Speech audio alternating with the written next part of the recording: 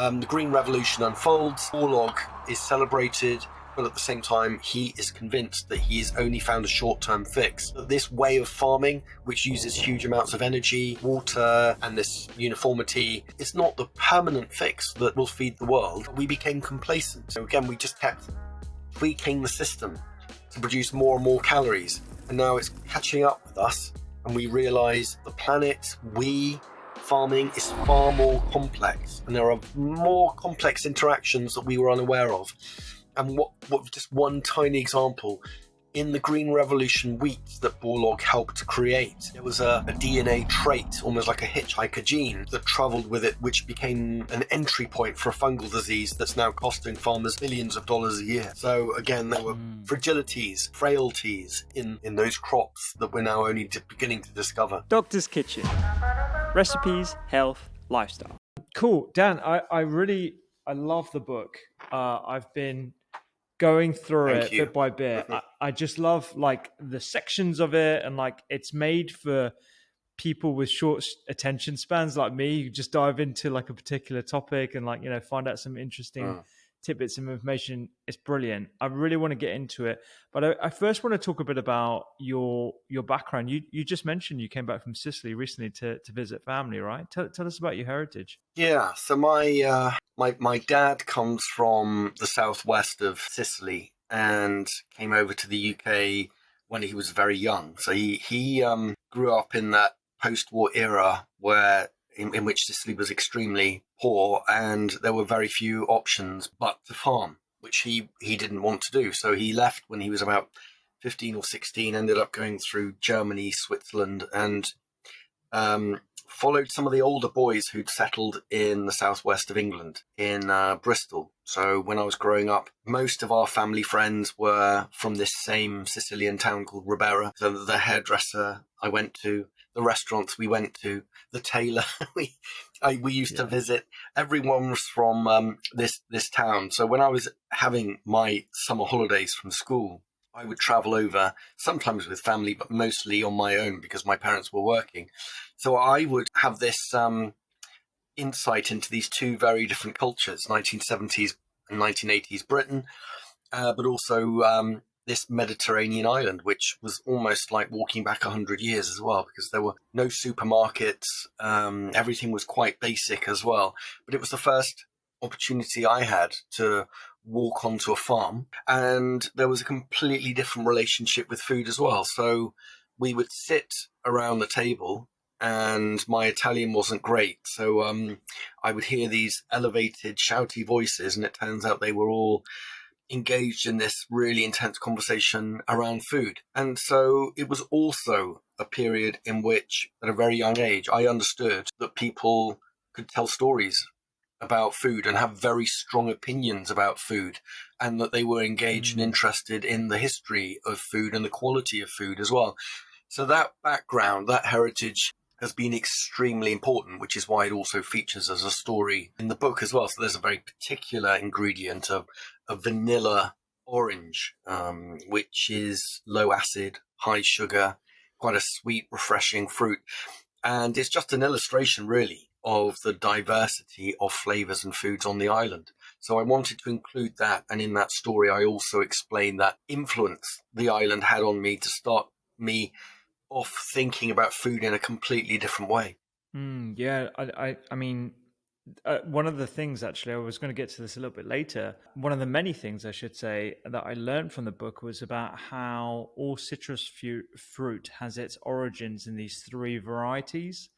The citron, I believe, the mandarin, and there's another one that I forget, and maybe the pomelo, and how all citrus is sort of like come down from there. But like the description of what you just said there, just really does remind me of some of the discussions I remember being privy to when I was a kid. My dad comes from a farming background in northern India, Punjab.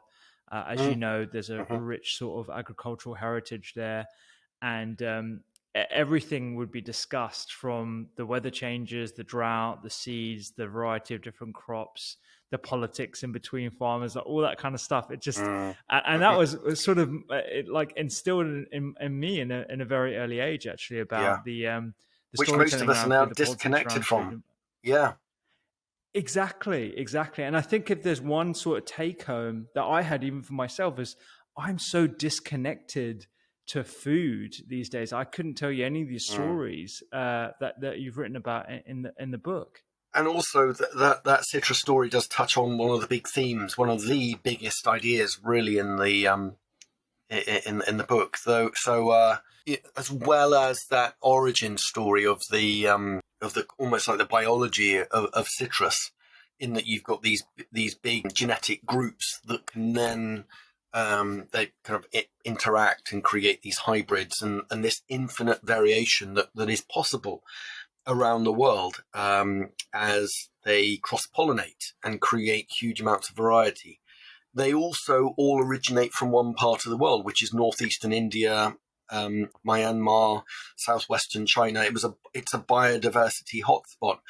And thousands of years ago, there were indigenous people interacting with the wild fruits, and these fruits made their way out through trade and migration, and then start to travel around the world. And what then happens is, because of this ability to adapt, cross-pollinate, and also mutate, we end up with huge amounts of diversity, which is why I mentioned this so-called vanilla orange, which is a mutation, so it loses a lot of the acidity. But the story I tell in the book really is the way in which we have used science and technology to take control of that diversity and to focus in on a really small group of varieties of all kinds of food. And so we've bent nature to our will for productivity. So we've gone for the higher yielding fruits, or the ones that are most convenient to transport. And so what I'm doing is I'm celebrating that diversity that existed in communities around the world and that people prized. So the vanilla orange, for example, that now only exists on farms where you get family farmers who want a collection of different plants and trees for their home table.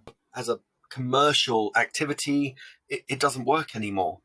So they've got these little pockets of diversity in their farms. And if you go through South Asia, it's the same with rice. So farmers will be growing a commodity type of rice to take to the market, but they will still, in some patches, be growing a type of rice that their grandparents, or the great-grandparents used to grow because of what they believe to be better flavor, nutrition, because it's more resilient. They won't take it to the market, but that's for their table. And so the book is a celebration of that diversity that has been disappearing because of those commercial and agricultural pressures. Yeah, I wonder if, before we get into some chapters of the book and some of the examples that you've laid out, maybe you can give us a bit of a brief history of how we got to growing food in the first place. I love some of the opening elements of the book, where you basically give a very brief history of food. 13 billion years ago, we've had the creation of the universe. 4 billion years ago, we have this fiery, volcano-ridden Earth. How do we get from there to growing different types of grain, fruit, and cultivating it, which led to the increase in populations around the world? Yeah, because there are many different timescales that I try and introduce in the book, and the section that you mentioned is one in which I'm trying to just get people to start to think about and appreciate really the mind-blowing inheritance, really, that does span back billions of years of biodiversity, or as some people might refer to it, agrobiodiversity, agricultural biological diversity. So, I make reference to the Cambrian explosion hundreds of millions of years ago, when the ancestors of most life on Earth start to appear, and then the arrival of grasses as well, wild grasses, a few tens of millions of years ago, and then the crucial periods in human evolution. So the idea that if you take 2 million years ago, and the fact that we start to, our ancestors in their different forms start to walk on two legs, and the way we interact with nature in a completely different way. And that then becomes important in terms of our, the way we forage and hunt. The very first story in the book, and there's a chronology that does thread through the book of our evolution and our relationship with nature. So the very first story is me spending some time with the Hadza in Tanzania, some of the last hunter-gatherers in Africa. And again, it's almost like the starting point, because that lifestyle which they have held on to, or at least 200 members of this tribe in eastern Tanzania, near Lake Eyasi, is the oldest, longest, and most successful human lifestyle to date. So, the idea that we only started farming, we became agriculturalists 10, 12,000 years ago. Well, that follows on from hundreds of thousands of years as Homo sapiens, as hunter-gatherers. And so I tell that story of the skills and the knowledge that the hunter-gatherers in Tanzania still have, which would have been the dominant human story. And then, 12,000 years ago in the Fertile Crescent, which is southeastern Turkey into Iran, Iraq, Syria, that part of the world, you get hunter-gatherers who are interacting more purposefully with these wild grasses, and consciously and unconsciously selecting ones that are producing more food, more consistent, reliable food as well, which is how we then end up with domesticated varieties of wheat, barley, chickpeas, lentils, the so-called Neolithic package. And that really is a turning point, because that then results in settled communities, food that can be stored, completely changes diets and also human civilization. So the very first cities emerge from those origins in the Fertile Crescent as well. And then what we see is these populations spreading out around the world, and these practices, so that farming really starts to take off and hunting and gathering disappears. And where it was wheat and those other ingredients from the Neolithic package in the Fertile Crescent, in southern Mexico we have maize, a maize culture. In China, the domestication of rice as well, all from these wild grasses, but they are the ones that provide the energy and the storable carbohydrate that then goes on to change life and human societies as we know it. So, I think the history is really important, because it does explain really our evolutionary history in terms of the amount of plants those hunter-gatherers would have been feeding from, the huge amount of diversity that they would have been exposed to through the seasons, and also the way in which those plants, as they've been domesticated and then spread around the world, adapt to different cultural preferences and also environmental factors as well. So we end up with huge amounts of diversity of the same kind of food. Wheat, as it travels around the world, becomes hundreds of thousands of different things, because it does adapt to different soils, access to water, and so on. And that's why I wanted to tell that story. We all need to know that history. Yeah, I think it's such an important anchor for a lot of people learning about food and the production of food and farming in general. A quick question about those different grasses: would the dominance of corn, the dominance of rice, and all the different plant varieties have occurred simultaneously as the wheat dominance in places like what we call now the Middle East, but the Levantine area, Jordan, Syria, those sort of areas around that part of the world? Would that be in concurrence, or would it be step changes afterwards, like a little bit further as humans migrated? Is pretty much concurrent. Archaeobotanists are still doing a lot of work and making discoveries about early forms of farming. But because of mostly, we think, climatic reasons around the world, these different populations in different parts of the world end up interacting with the grasses in this new new way. So the earliest evidence of farming can be found in the Fertile Crescent. Maize and rice evidence appears later, but we're not talking huge amounts of gaps in time. So a few thousand years, but obviously in the big picture, I mean, it's close together, really, in human history. And one main explanation of that is because there were these climatic factors, which meant that lifestyle, that practice, that source of food was becoming more important to those small groups that inhabited those parts of the world. Yeah, and just to zoom into the Hadza community, which is obviously quite well studied. It's very attractive for researchers trying to sort of figure out what the ideal microbiota is and what our diets have been initially shaped on. What does a hunter-gatherer diet look like in terms of the general macronutrient proportions and the predominance of meat? Because you've got a lot of diets like the paleo diet, the ones that comes to mind, and the low-carb diets that are sort of based on this idea that this is how we should have eaten. And I think there is a popular sort of perspective that it's actually quite heavy in meat rather than other plants. What does a diet that we've evolved and adapted towards actually look like from what you've seen? Yeah. Well, I'd sum it up by saying it's diversity, because if you actually, I mean, I didn't spend. I mean, there are anthropologists who spend years with the Hadza, but obviously I did a lot of research and I was there and I observed some of the practices. And there's a figure that's presented, which is around 800 different plant and animal species as their potential menu. Potential menu is really important because I think in most Hadza diets they won't get anywhere near that, but that's out there for them. And obviously that changes through the year as well as the rains come or there's the dry seasons, and that is also reflected in the amount of meat in the diet. So what we need to get out of our minds is this idea that they are going through the savannah hunting and just predominantly eating a diet of wild meat.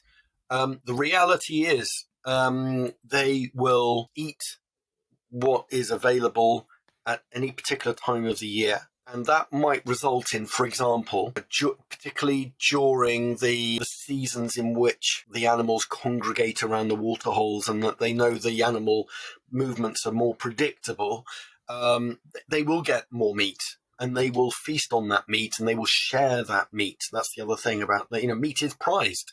Meat is valuable. It's not just something that is abundant all the time. And they will mostly eat the offal during and shortly after the hunt as well. That would be the first thing that they eat, because obviously it's very difficult to preserve.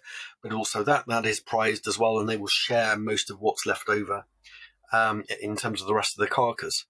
Then, when honey is abundant, they will go and find honey, and they will gorge on honey. And they will probably eat more honey than you are capable of consuming, and then they might not eat for 3 days. And then they might stay at camp, and they will then become dependent on women who are going out finding tubers. So there is it. In terms of the peaks and troughs of eating, it's not as if they have breakfast, lunch, and dinner. That's the other thing we need to understand. It's just huge amounts of diversity in quantity, availability, and food types as well. And I found that fascinating. And then you will be with them as they're walking through the savannah, and they will just stop and gather, and then just pick a few berries, and then just sit around and talk for a few hours, and then maybe if they're lucky enough, they will go out and find a trail and hunt an animal. Yeah, I mean it's they. I think one of the things that I mentioned this quote in the book from Jack Harlan, who was a botanist, saying, why, just pondering on this question of why did we give that lifestyle up? Because there are many pitfalls of being a hunter-gatherer, but actually the amount of leisure time and the intense labor involved in agriculture, they're very different things. And you can, again, if you don't, if you're not eating for a few days, huge amounts of food, picking berries, feeding on a few available tubers, you can get away with doing very little, work and just socializing a lot. So, and then obviously the huge amounts of energy you'd get from a find of honey, which also includes larvae and crunchy bees stuck in the, it's high energy, high protein.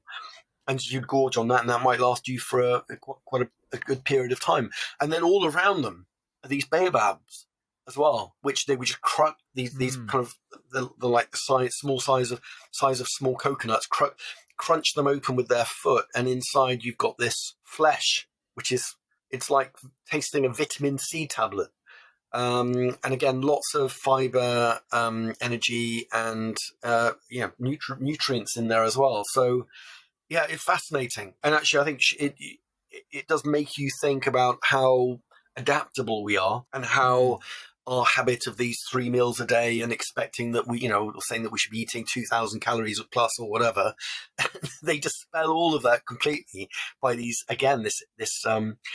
changes from day to day, week to week, month to month. Yeah, I think I remember that quote in the book actually about how the hunter gatherers they play as much music, they're just as talkable, they're just as sort of creative, but they just work less hard than your farmer. Yeah.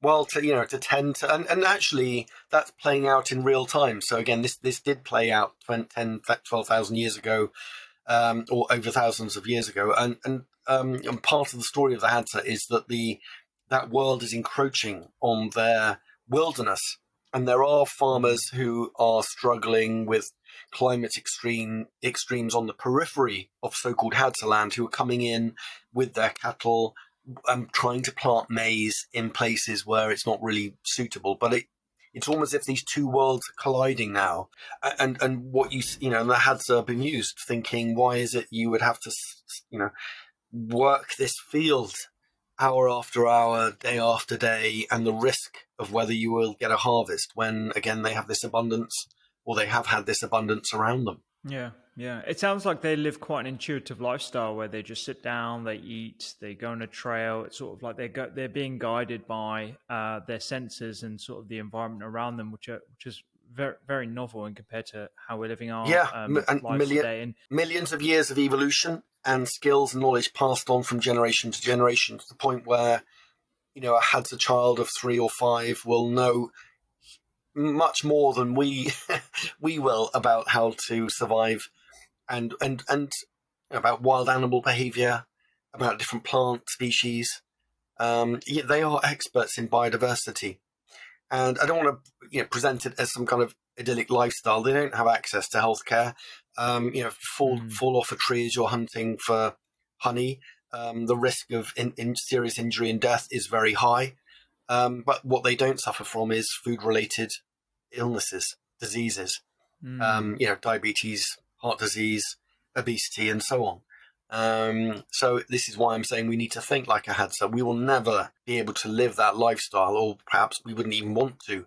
And yet that idea of being aware of what's around us and the ecosystem and that level of diversity that should be part of diets is something that we can take from their, I guess, the fact that they've retained that human experience that most parts of the world have lost. Yeah, exactly. And it's something that you mentioned there about the variety of species and edible plants that surround these communities are in the 700-800s, and I know there are thousands of species that we can potentially eat. But some of the stats that you quoted in the book were pretty alarming in terms of the dominance of just a few types of foods that are in our diet. And a lot of people will think, we have a diverse diet, we have an abundance of variety of drinks and foods that we can consume, but in reality it's just a few species. I wonder if you could talk to that a bit, because that for me was pretty stark. Yeah. I mean, you will hear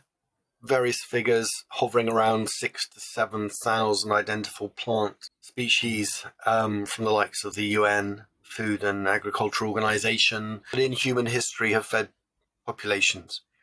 And the story I tell in the book really is this succession of availability of technology and increasing scientific knowledge, which I'll qualify here by saying is being quite reductionist, because what that enabled us to do was to focus in on those plants, those small number of plants that could become highly successful because of their levels of productivity and the amount of calories that they could produce, and that they could be stored and transported around the world, which is why from 7,000, we end up with around 9, 12 that feed most of the world, of which 3 provide the world with more than 50% of its calories, and that's wheat, rice, maize, aka corn. So again, in the 20th century, because plant breeding science, the understanding of genetics really came to the fore, through plant breeding, we were able to focus in on those crops and improve them, in inverted commas, to the point where they were becoming increasingly high yielding. Some of them could have disease resistance as well. And what you then get, because of the artificial inputs as well, so the fertilizers that can be produced from fossil fuels, pesticides, herbicides, that kind of thing, you can take the same plant variety, genetically identical pretty much, and take it to many other parts of the world and plant it there, and displace all of that diversity that existed because it had adapted to those conditions in the absence of those inputs and that science and technology. And look at where we are in the 21st century. So we have huge amounts of calories. The world has enough calories. What we don't have is enough micronutrients, for example. There are obviously problems of distribution, which means some people are going hungry. But we've cracked the problem of producing calories. But as our understanding of nutrition and health and the impact of farming on the environment increases, that's why I say it's reductionist. It was a short-term fix based on simple science, huge amounts of inputs, fossil fuels and irrigation, fresh water usage, that delivered this big, big push of calories from a small number of selected plants.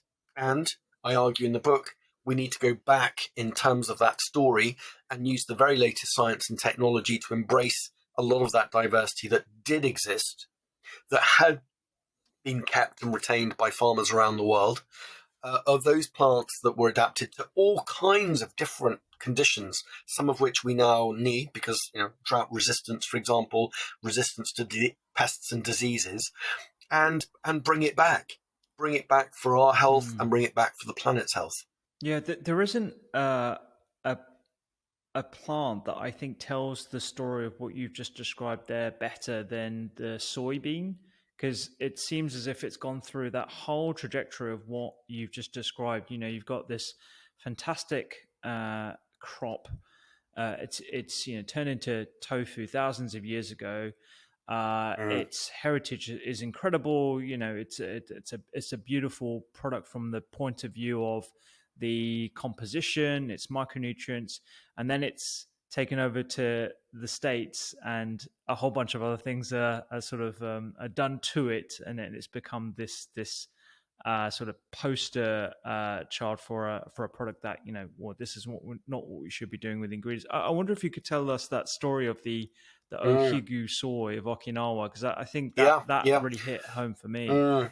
Yeah, so I traveled to Okinawa, 2-hour flight south of Japan in the Pacific. And I was there to visit what probably is the smallest soy plot of soy in the world. So you imagine, all those vast, miles and miles of soy in Brazil and the Cerrado and Argentina. This was a tiny, tiny plot because what Okinawa had was an adapted type of soybean, and one of the properties was that it was quite fast growing. So they would plant it, and it would produce the bean ahead of the arrival of the rainy season and the insects that would kill the plants. So that, again, that's just an example of adaptation, really, of the farmers interacting with nature to identify something that was perfectly suited to producing food in a specific place. Lots of factors unfold in terms of the importance of that food. But I mean, as you say, one of the key things is tofu. So the plant itself and some of the techniques for converting the bean into this amazing silky protein originates in China thousands of years ago. And not only did the Okinawans have their own distinctive type of soy, they also had their own cooking style for tofu, which they call island tofu. Both end up going extinct in the 20th century, pretty much, because first domination by Japan. Okinawa was its own kingdom for a very long time, and then started to grow things that the Japanese state was instructing them to grow. And then after the Second World War, they were occupied. They had one of the biggest American military bases in the world. And again, their farming system becomes distorted by what the American influence on the island was. And this is when, earlier in the 20th century, you had these amazing plant explorers from the States working for the USDA, traveling across Asia, trying to find valuable seeds that could actually become part of the US agricultural economy. And so they come back with thousands of varieties of soy, they select a handful, and then they start to have a soy boom in the US. Which is used for protein, it's used for the oil, but also they were doing all kinds of incredible things with the bean as well, extracting from it for the paint industry, solvents, all kinds of things. So this was a massive breakthrough in terms of industry, food industry and otherwise. And so you end up with the point of this expansion of a small genetic selection in the States. In the 20th century, US becomes the number one exporter of soy, bizarrely, really, back into Asia where the bean originated. So China today, Japan today, hugely dependent on soy from the Americas. I mention the Americas more generally now because from the US it also expanded into Brazil and elsewhere, which is a fascinating story in its own right. But what also happens is the soybean loses the value as an ingredient in tofu and becomes one of the world's most important sources of animal feed because of its extraordinary high protein levels, and that's what really helps the protein boom in the second half of the 20th century in terms of beef production, even aquaculture towards the latter stages of the 20th century as well. This single bean, which had been such an important ingredient in vegetarian diets, becomes the number one driver of meat production and fish farming. It's Okinawa, by the way, also had one of the healthiest diets. Okinawa had one of the healthiest diets in the world, and is in one of the so-called blue zones. Because of that mix of tofu and all the other plants they have, it's possible that that's a story that's associated with the older generation of Okinawans, and the younger generation, which actually will have consumed a lot more of the Western foods that came with the American occupation. That there's a dietary transition underway. Yeah. The blue zones are super interesting, and like you said, the Okinawans are certainly part of that collection of populations from around the world, and they have a plant-predominant diet. A lot of people have pointed out the fact that they have this purple potato in their diet and stuff, but it's going to be like the whole lifestyle elements, I think, that coalesce to create like a really healthy sort of environment for one to thrive in. But you couldn't make this up, really, could you? I mean, you got this incredible product that is now being grown mostly in the Americas. I read about the predominance in Brazil as well, being sold back to its original place, and also being used to feed livestock when it's predominantly a vegetarian sort of source of protein. I also read about the same. The same is exactly the same is the situation with maize, with the American Corn Belt and Mexico. I mean, maize corn originates in southern Mexico. And the same story of the plant arriving in the Americas, and then because of the application of science and technology, and the selection of a very small genetic pool from what had been domesticated in Mexico, America becomes the number one grower of corn. and then by the end of the 20th century is exporting these so-called dent corns back into Mexico, displacing a lot of diversity in Mexico.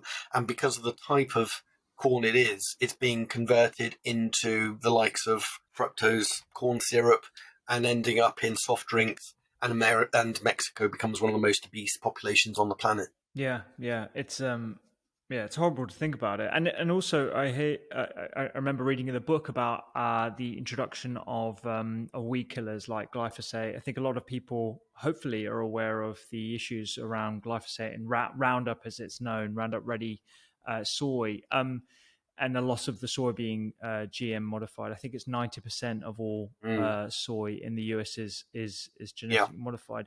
What do you have thoughts on gene editing in general? Would you sort of opt for the original sources of soy if you were to choose to eat tofu as a sort of the main ingredient in your diet, like a lot of Asian countries? I mean, I can understand, again, following on from that story of end of the 19th century into the 20th, the arrival of our understanding of genetics and more scientific approaches to crop breeding. There's a logical extension with the arrival of gene editing, transgenics. And in a sense, I've got nothing against the research happening. And, I think everything should be explored. I don't think it should be dismissed as a potential, as something in the toolbox. What I do have a problem with is it being seen as a silver bullet, because what you end up with is, okay, we create these monocultures, we focus in on a small number of genetics, we plant them, they become vulnerable to disease, that they're a driver in the destruction of biodiversity. So that more traditional form of agriculture becomes problematic. So what do? We come up with a fix using gene editing, for example, and we think that's it, we've solved it. And with this new era of science, we're just replicating the same problem of more monocultures using a new form of technology, which again will not solve any of the problems we're now facing with a biodiversity crisis, water shortages, lack of diversity in diets. And also it brings along with it this problem of concentration of power and ownership because of the technology, which is an extremely expensive technology that most small, poor farmers around the world will not be able to buy into, apart from be recipients of the seed, which they will not be able to keep and save and replant. So, yeah, I mean, again, I'm not anti-science and technology. I have issues with the reality of the way in which that shapes the food system. Yeah. No, I couldn't agree more. And actually, just to give like an idea to the listeners, actually, about the sheer variety of all these different crops. When most people think about wheat, they just think about your traditional sort of stalk of wheat.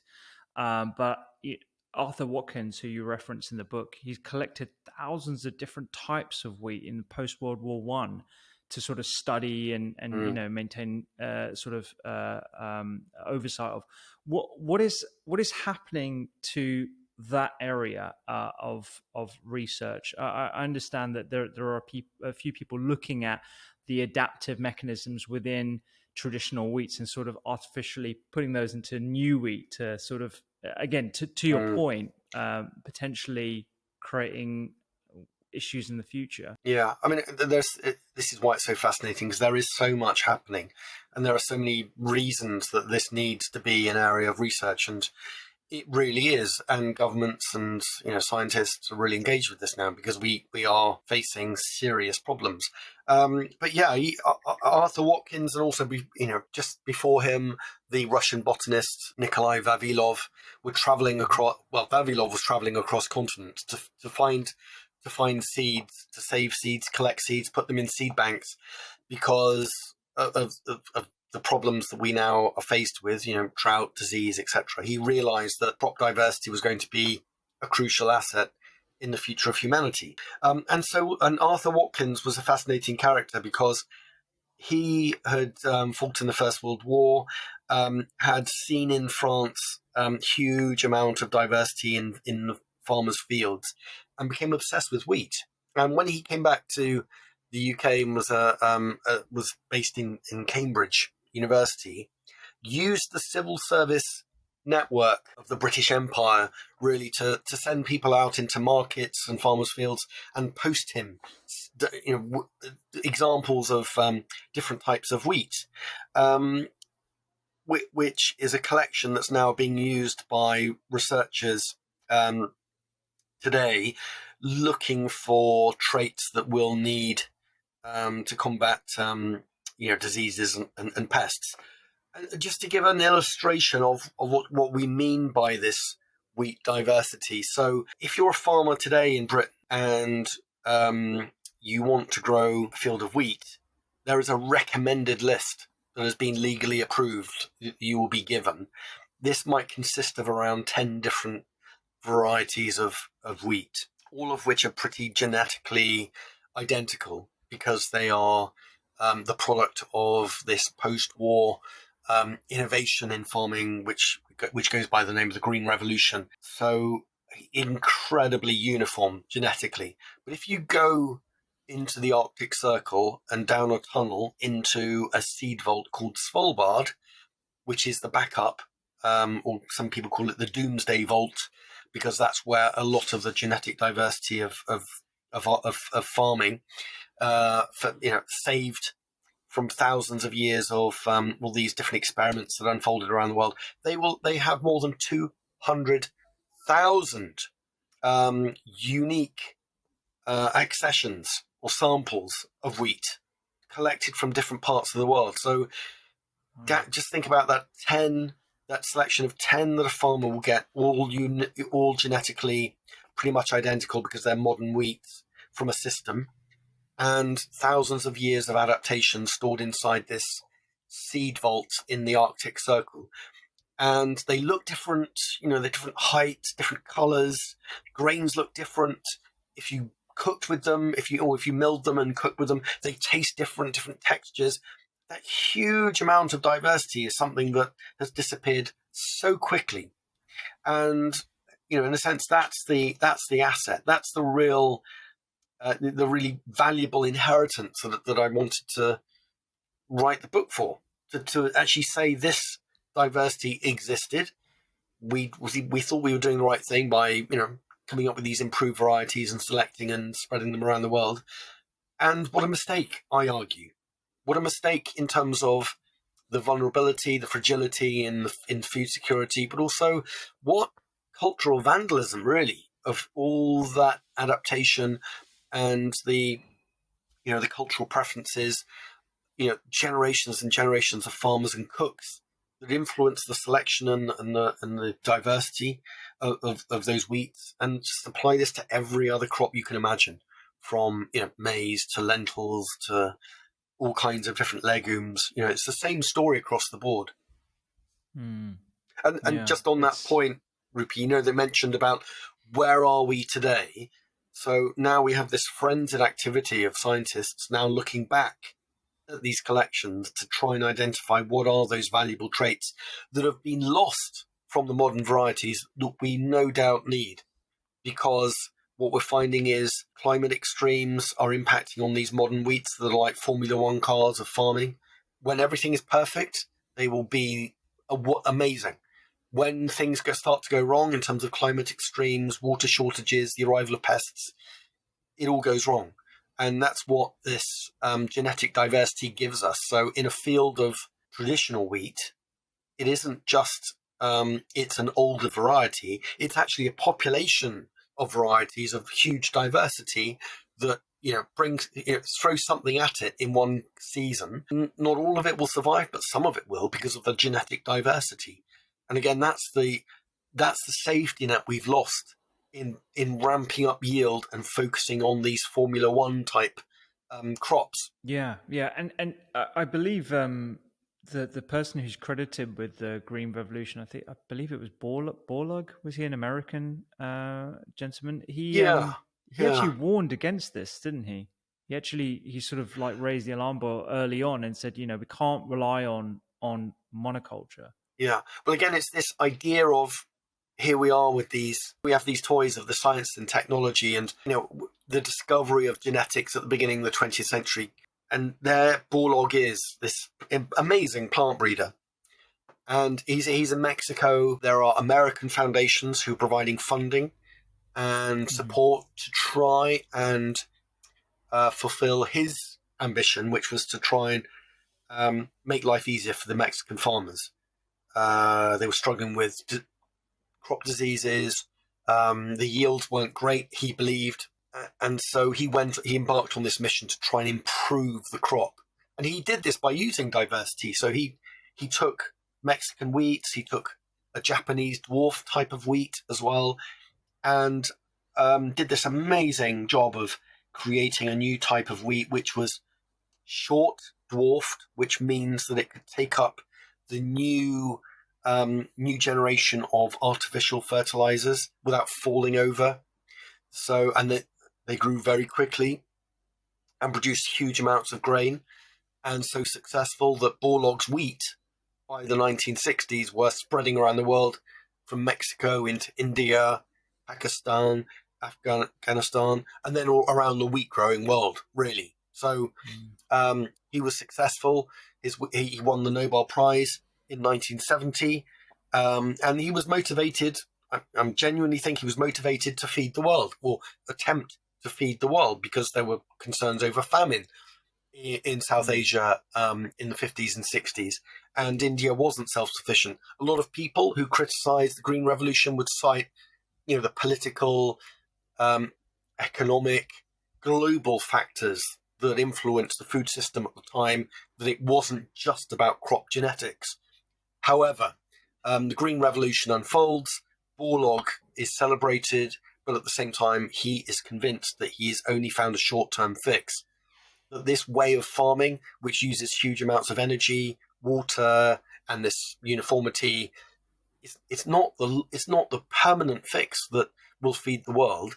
But we became complacent, and again, we just kept tweaking the system to produce more and more calories, and now it's catching up with us, and we realize the planet, farming is far more complex, and there are more complex interactions that we were unaware of. And what just one tiny example, in the Green Revolution wheat that Borlaug helped create, there was a DNA trait, almost like a hitchhiker gene, that traveled with it, which became an entry point for a fungal disease that's now costing farmers billions of dollars a year. So again, there were fragilities, frailties in those crops that we're now only beginning to discover. Yeah, and in terms of, actually, on that point, those fragilities associated with lack of diversity extend to not just other plants, but also animal livestock as well. And I was pretty horrified to find out that there are so few varieties of things like chicken and cattle for milk. And if you just think about, in the context of the current pandemic, if there is a singular virus or bacterium that's going to affect a type of species, then there is inherent vulnerability in that, and also the ownership as well of those varieties as well by corporations. I wonder if you could speak to us a bit about those. Yeah, well, it's a parallel process really with the disappearance of diversity in crops and plants, and so we end up with, actually, from the 18th century, breeding of livestock and a desire to have faster growing, more efficient feed conversion, different traits, more wool, thicker hides, more muscle, for example. And so that trajectory carries on into the 20th century, and when it becomes possible with more science to select, even the focusing on these traits, we end up with, in the American dairy herd, for example, 95% of the animals are one breed, Holstein Friesians. There are hundreds of different types of cattle breeds. But because of the amount of milk that can produce, the Holstein Friesian, which brings problems. Again, disease can spread through the herd more quickly. You ramp up the productivity of an animal to the point where it becomes disease prone. In poultry, there was a competition in the after the Second World War in America, the chicken of tomorrow. So again, hundreds and hundreds of different poultry types of chicken. This competition to try and find the fastest growing, meatiest bird results in 2 or 3 genetic lines, which produce the modern day poultry industry, which is owned by now just 2 companies. So again, this uniformity spreads around the world in crops, and it also spreads around the world in terms of livestock animals. And avian flu, the African swine fever, which almost killed off half the global pig population by 2018.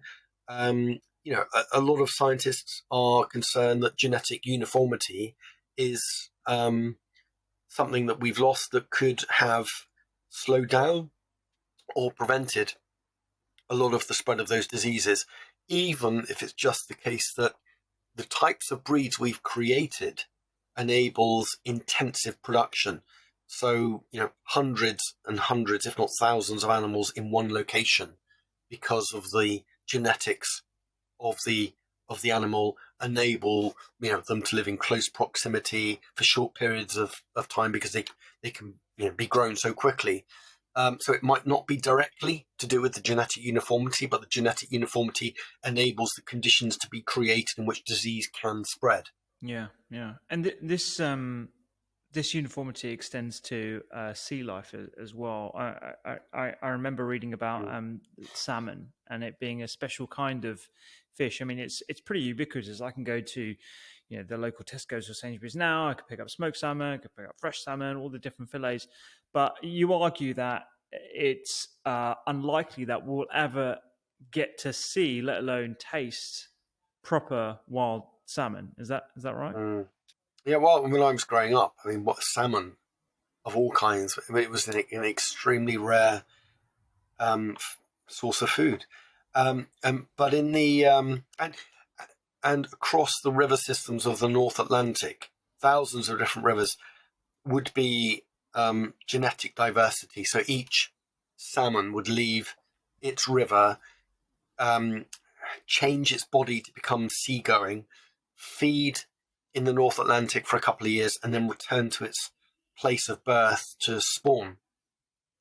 And again, huge amounts of genetic diversity. What happens in the 60s and 70s is Norwegian scientists select from a small number of rivers to create a new type of salmon, one that can actually be confined in pens and high feed conversion, grow quickly, and that produces the salmon industry today, in which you have hundreds of thousands of fish swimming around in circles, producing the salmon that you see in the supermarkets. And that, in a sense, the domestication of livestock and of animals that happened in parallel with domestication of the wild grasses in the Fertile Crescent, that happens during the Neolithic period. And in a sense, what we're seeing what we saw in the 60s and 70s is a modern day version of that, of a selection process and the domestication of a wild fish into a farmed one.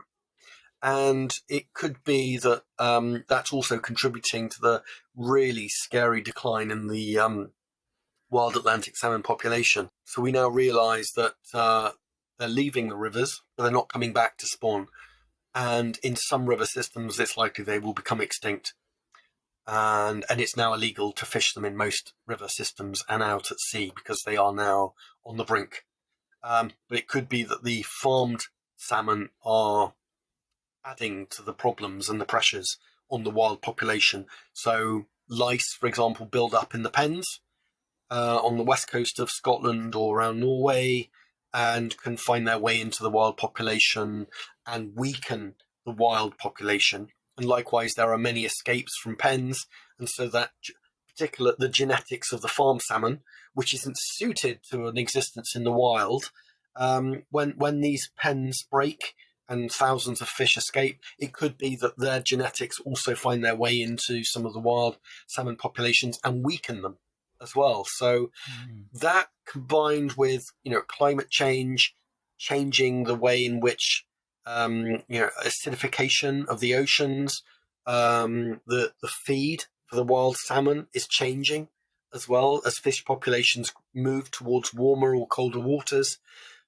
So it's almost as if the wild salmon is it's the most important character really to understand what's happening to this diversity on land and at sea, because it captures what's happening in terms of the way we change rivers, we've polluted, we've created dams, we've overfished out at sea, we've created these domesticated animals that could be weakening the genetics as well. So in one fish, you can tell this big story of how humans have changed so much of the planet in a relatively short space of time. I mean, listening to all these different stories and reading about them in the book as well, it just feels that we are at the point of no return, and it's going to be near impossible to unravel decades of commercial agricultural techniques.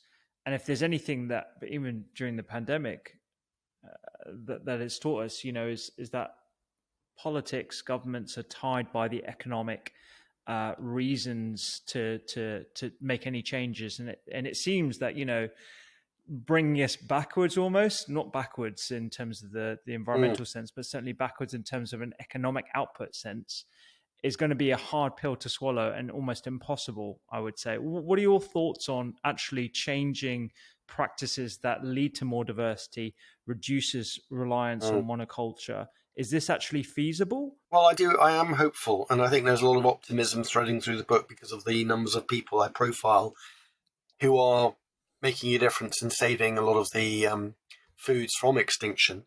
And also there's the argument that if the Green Revolution happened in the 60s and 70s and Borlaug could be awarded a Nobel Prize for completely changing the farming system, then we can change it. We can change it again, and we have more reasons now to do so, and more tools in the toolkit to do so as well, in terms of what we now understand to be the importance of biodiversity, diverse diets, and so on. It's not easy, and there are huge amounts of economic interests involved in sustaining the current system. But I do think the conversation just in the last decade has changed so much about the word biodiversity. Go back 10 years, it wasn't something that most people had come across outside of a kind of a scientific community. And I think the same is becoming the case in conversations around food and farming, that diversity does matter, resilience does matter, uniformity, homogeneity is a problem. The emerging science of the gut microbiome.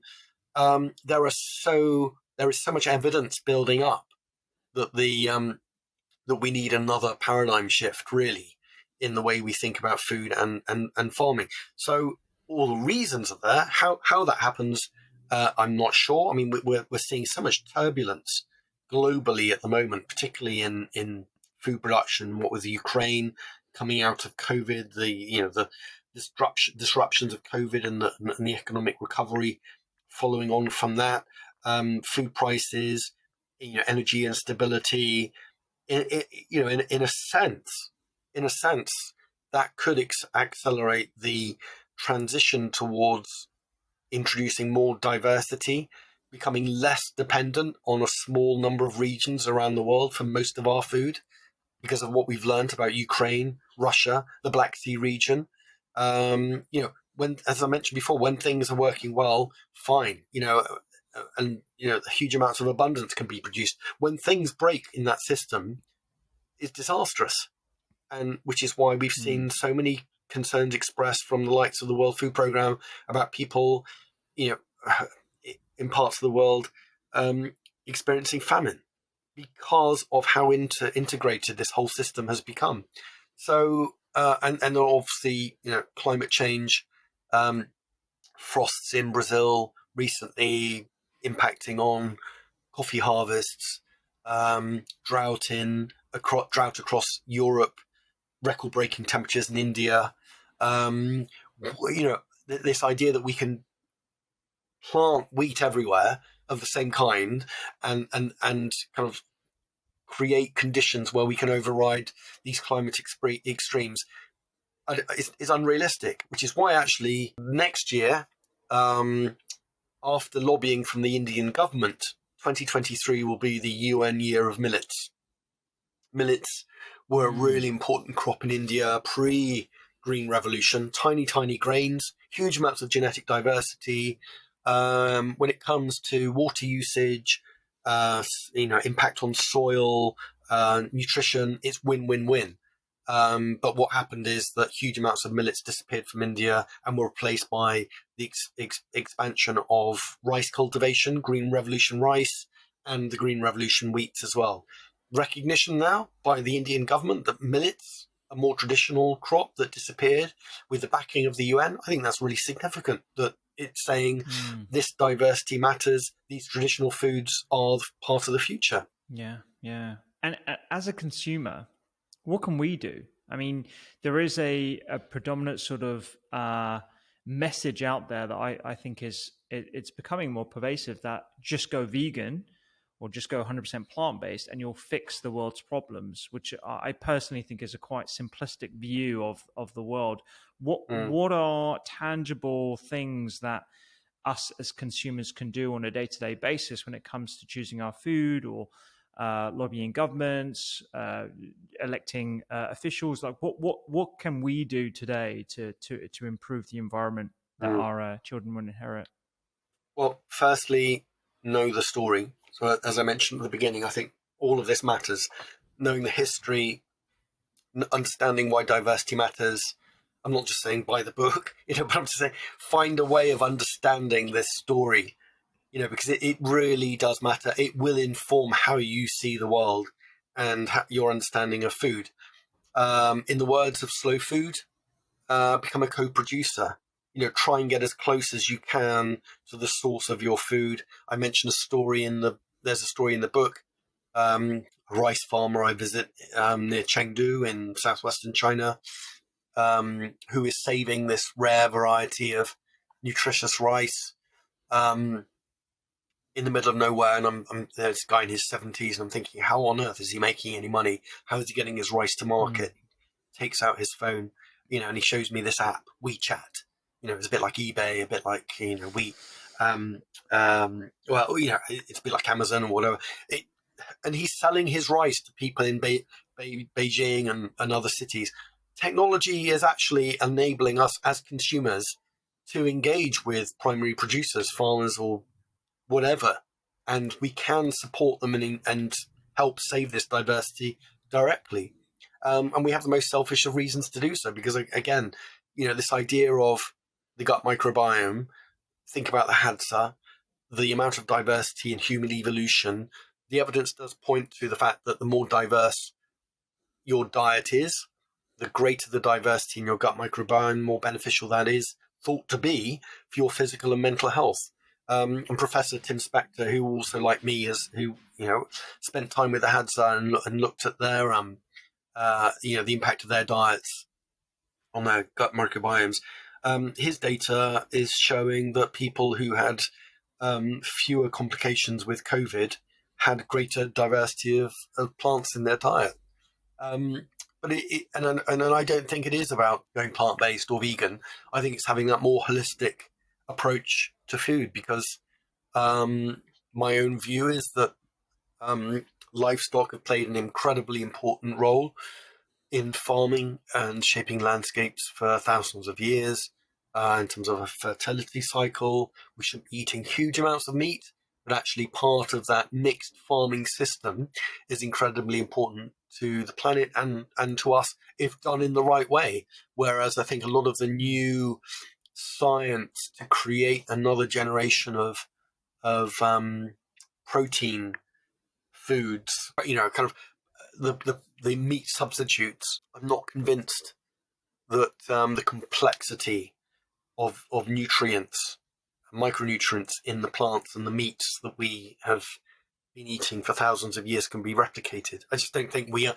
It's far too complex for actually us to fully understand and replicate in a food production process. Yeah. Dan, as part of that sort of drive to educate more of us on the realities, I think your book is definitely something I would 100% promote and advise everyone to get.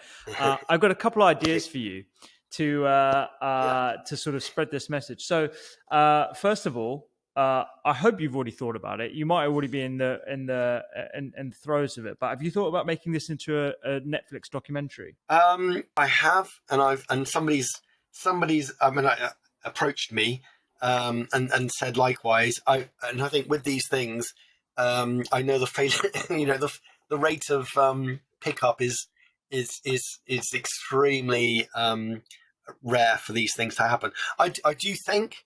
I mean, it's a book. I come from a radio background. Visually, I just think it's such a powerful story, and I do hope somebody out there ends up making it, because it's such an important story to tell of this global diversity. So I'm completely with you on that one. And if you have any way of making it happen, I'd be very happy to to discuss it with you. 100%. Yeah. No, I think this is like just ripe for a documentary, on the same sort of magnitude as Michael Pollan's done in the past. I know Dr. I forget his name now. He's on the BBC quite a bit. He's done a couple of books like The Fasting Diet. Michael Mosley.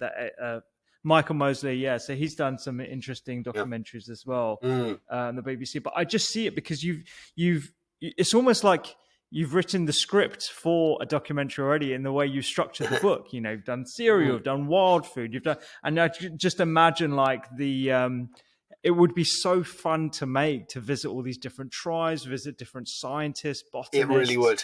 The seed bank in the middle of like the north. Is it the Arctic Circle? Is that where it is? Incredible. Yeah. In the Arctic Circle. I would love to see that. Yeah, exactly. Yeah. No, I think visually these are gifts, really. Yeah. I mean, just spread the word, and let's see if we can get some producers in somewhere in the world to pick this up and make it happen. Tell Netflix for sure. Yeah, no, I definitely see that. I'll tell Netflix. If anyone knows anyone from Netflix, they need to make this show. And the other thing is, I reckon this is a small to medium sized business idea, right? So hear me out. What I would do is collect a selection of all these different foods. People can buy them online, like a little Amazon shop for all these different rare foods of the world. Part of the profits of that sale goes into cultivating and help propagate the particular crops as well as the local farmers. I would pay a premium to have a selection, almost like a little hamper of all these different foods from around the world, in the knowledge that A, this is helping my health in terms of increasing diversity, and B, it's also having a positive impact in the environment. I think that would work. I think that would be awesome. I reckon Fortnum and Mason should do that as well. Look, I mean, it's their book of the year. So, I agree. Yeah. Well, I want to see you go on Dragon's Den and pitch this. We'll see. This is your book. This is your business to take the market. I think it's brilliant. Honestly, I'm too busy making radio programs. No, that's epic. Just give us a tease. This isn't going to come out until after Sunday, but you're making a program at the moment on the cost of living crisis. I wonder if you can give a few sort of insights into that and what that show is going to be about. Yeah, so I'm trying to get across what this means for people on extremely low incomes, and looking at some of the solutions. So the program hears from people who are getting together. The scene is a pub in Liverpool, and they're learning how to cook with slow cookers, which again, it's about cooking skills, but also keeping their energy bills down. And I also start to try and unpick some of the pressures in the supply chain. So I do look at why wheat has gone up. It's starting to come down in terms of price. I'm hearing also stories of people who monitor the retail business as well, about some of the strains and the pressures. So it's looking at the causes and the consequences and a bit of the human story of Yeah. At the moment, 12% inflation, but it's likely to go up in when it comes to food prices. It is pretty scary. Yeah. Yeah. Well, you and the whole food program team do such an incredible job. I regularly point to it in my newsletter weekly about programs that I've been listening to and stuff. So thank you so much for that service. And I wish you the best with the book. And I will definitely keep an eye out for any producers and make sure that I thrust this into their inboxes as well. But I appreciate your time, Dan. Thank you so much. Wonderful. If you enjoyed that video, you will love the library of content that we have on thedoctorskitchen.com. Make sure you hit subscribe, and we have podcasts in our library on brain health, well-being, supplements, and lots more. Have a wonderful day.